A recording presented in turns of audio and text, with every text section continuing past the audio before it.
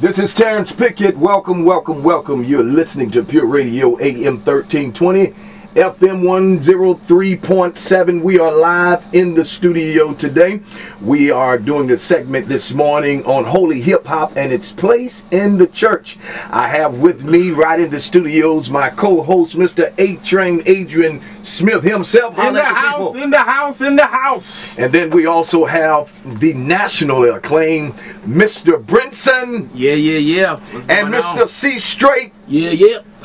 And we are glad to be with you in the studio, and we're going to be talking to some interesting subjects. One of the things that we want everybody to know is that there has been a decline in Christendom in terms of the methodology that we've used to evangelize.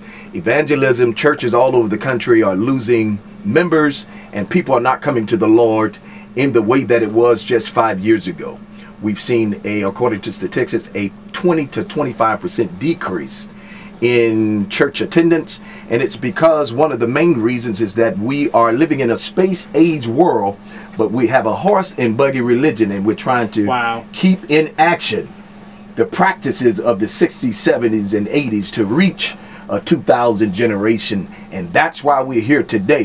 One of the methods that's being used to evangelize in our nation around the world is rap music. The church is splitting A-Train with this discussion because they're saying, some are saying rap music is not godly. Yeah.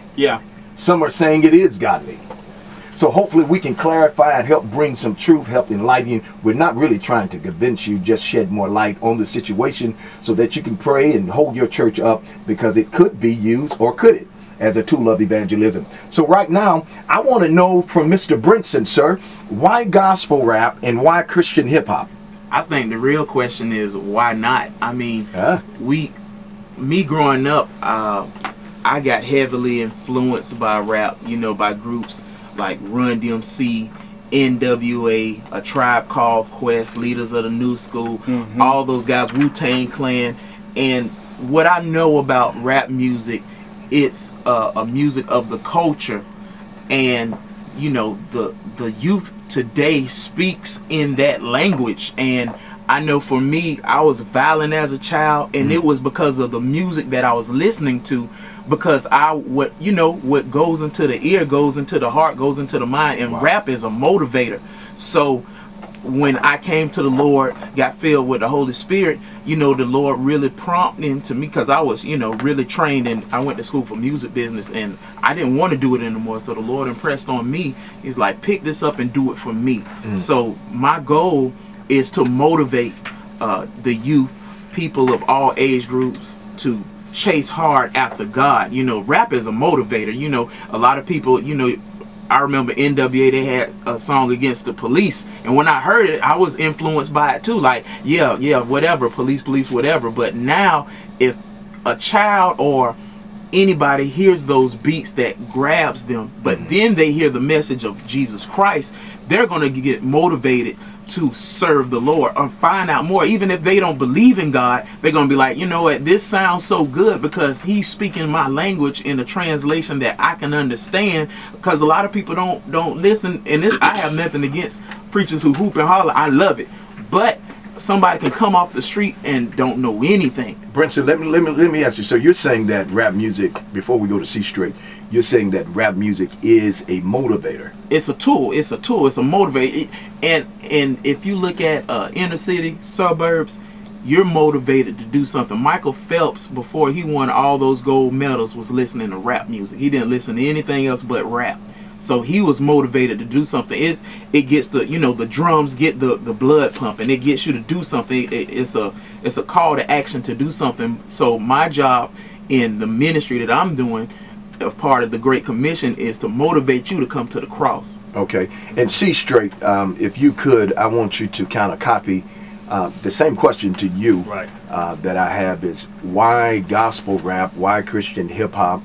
We just heard Brinson say that it's a motivator. He also stated that it is the language of our day. Right. Now, I could argue that point, but I want to hear what you got to say first. Right. I mean, just think about it. A lot of times we just imagine we sit in front of the TV, football game comes on, basketball game comes on.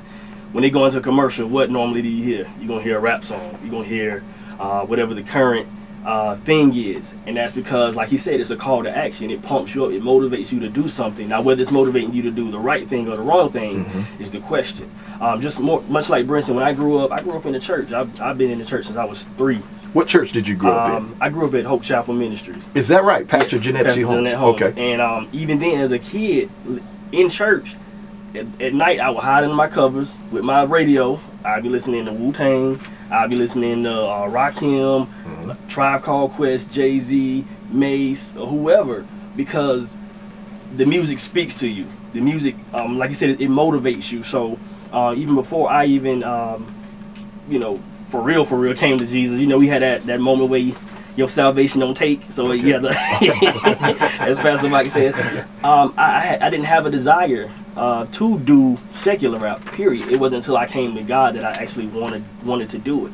And much like you said, we have to progress with the times with our message. Okay. You know, we got the horse and buggy religion, but the world is steadily moving into technology. They're moving into new means of doing things. Okay. And I think we have to do the same thing with our message. So hip hop is the biggest genre of music at this moment. Wow. The thing, and A-Train, feel free to jump in and help me with this. One of the issues that I have with modern day music, modern day message, modern day rap, as well as Christian hip hop, and the reason a lot of churches have a problem with it is that Christian rappers, in some regard, has taken the image of the world. They're angry. I don't care to see a gold on every one of your teeth and you're a grown man. I don't care to see with your britches on your knees. So it can be argued that the world has set the stage for what Christian rappers should be, and a lot of them are falling into that trap. Well, I think the real trap is the stereotyping. Okay. I smile on stage all the time. My britches are always up. I have no gold teeth. It's a stereotypical thing. Everybody's not the same. It's just like you're saying all rap is the same. Like when I came up, you had guys like NWA, which was dirty. Then you had other guys like Two Live Crew, but then you had MC Hammer. You had who would just dance on stage. Then you had the pray song. You had people with positive messages. It's what, you know, it's like saying a certain race of people are the same. It's a stereotype. All Christian rappers are not the same. You know, I'm pretty sure somebody may have let somebody in their church who was fresh off the altar. My suggestion to the ministries is really just do a background check on these guys, these ministries, make sure they're authentic, make sure their doctrine is right, making sure that they have the approval of their pastor. And I want to stop you right there, because that is one of the key things as well. A lot of these rappers are showing up. We don't know who they are. Right. We don't know where they've derived. We don't know where they come from. We don't know whether they're submitted up under the authority of a pastor. Right. And they're calling themselves ministers because they can put an album out. Now, one of the greatest threat to Christendom, to any organization, especially Christ-like people, is heresy. Right. And I think it's just like bringing in any preacher to your church. You're not going to put anybody before your sheep who you care and love about, and you're the watchman over their soul, without doing a thorough check. You know what I'm saying? I mean, I got you.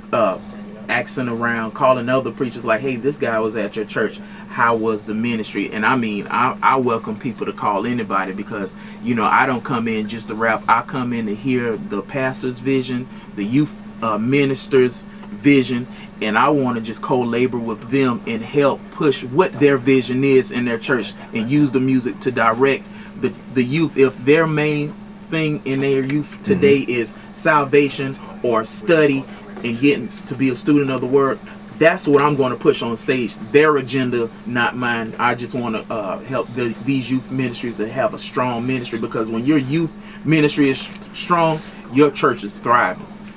That sounds good.